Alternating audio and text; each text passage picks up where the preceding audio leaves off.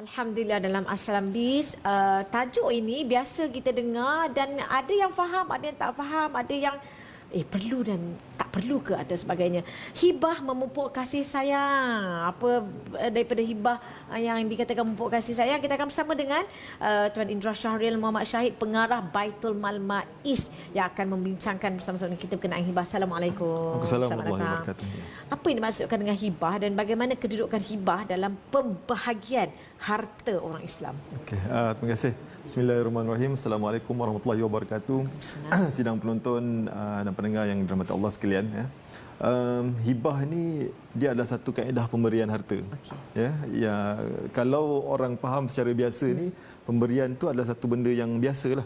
Tetapi hibah ni dia satu perkara yang disunatkan dan digalakkan kepada kita untuk memberikan harta kepada seseorang pada masa hidup tanpa balasan. Okey. Ya, maksudnya seseorang memiliki harta, jadi dia nak beri hartanya kepada seseorang pada masa hidup, dan pemberian itu bukan berbentuk yang dibalas semula. Maksudnya dengan pemberian itu dia adalah pemberian secara percuma. Walaupun bukan warisnya. Ya, walaupun bukan warisnya, dan hibah ni memang sangat digalakkan. Dan sebab itulah kenapa kita katakan hibah ini dia memupuk kasih sayang, kerana dengan pemberian itu akan mewujudkan kasih sayang. Dalam hadis daripada Abu Hurairah radhiyallahu anhu, Rasulullah SAW sabda, tahadu tahabu. Saling memberi hadiahlah kamu, niscaya kamu akan saling sayang menyayangi. Itu memang dah dalil yang ataupun yang telah dinyatakan oleh Rasulullah kepada kita, dengan tujuan pemberian itu akan menambahkan lagi kasih sayang antara pemberi dengan penerima. Dan pemberi dengan penerima ni dia tak terhadlah. Macam mana yang Cik Amin kata tadi, maksudnya anak boleh, sesiapa sahaja boleh, dan dia tidak ada sekatan untuk kita beri. Berapa banyak harta yang kita nak beri pada masa hidup. Maknanya boleh menerima hibah. Yeah. Jadi apa beza dengan wasiat dan kedudukan hibah ni dalam pembahagian harta? Okey, dari segi perbezaannya, kalau wasiat dia adalah pemberian yang kita buat pada masa hidup tapi berlaku lepas mati. Okey, maksudnya kita plan setelah saya mati nanti sekian gini. Itu adalah wasiat. Boleh waktu hidup pun. Hibah adalah pemberian pada masa hidup. Jadi maksudnya hibah ni apabila telah diberikan pada masa hidup, dia dah tak tertakluk kepada hukum faraid. Okey, baik. Maksudnya harta yang ditinggalkan oleh si mati itu telah pun berpindah milik kepada penerima.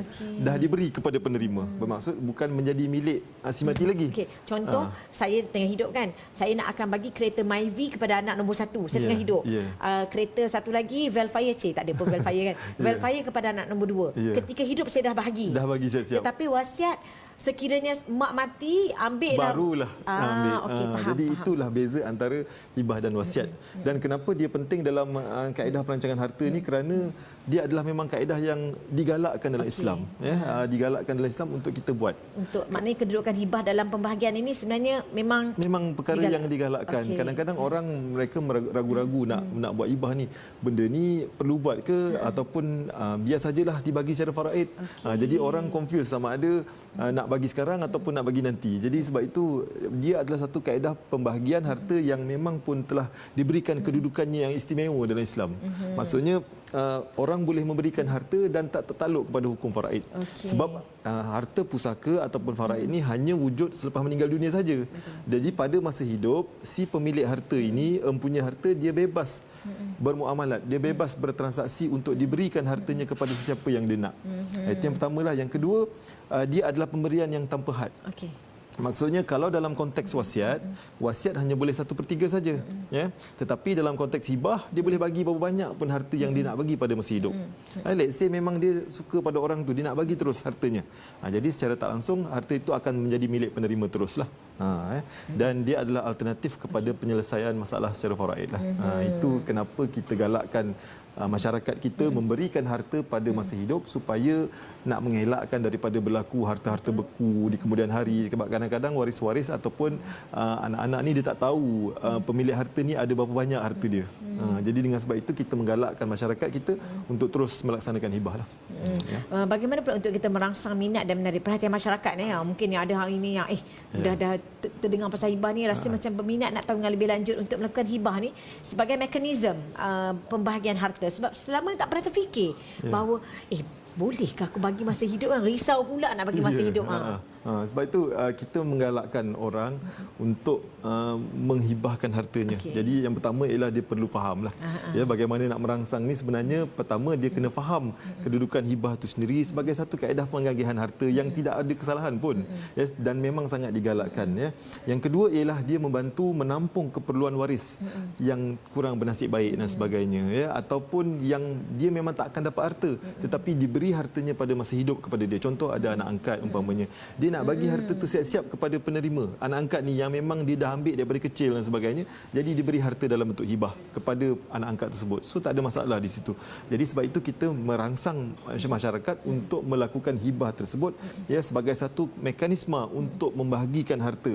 Dan yang lebih utama tadi dia memupuk kasih sayang lah. Betul. Ya. Dan kalau nak buat hibah ni boleh buat dengan MAIS. MAIS ada menyediakan perkhidmatan untuk kita melakukan hibah. Ya. Sebab itu kami datang di sini pada pagi ini ialah kerana untuk mengajak masyarakat kita untuk membuat hibah melalui MAIS. Jadi MAIS menyediakan kemudahan kepada masyarakat untuk melakukan hibah melalui MAIS secara buat dokumen hibah ataupun secara pindah milik dan sebagainya. Jadi ada proses-proses yang perlu difahami lah.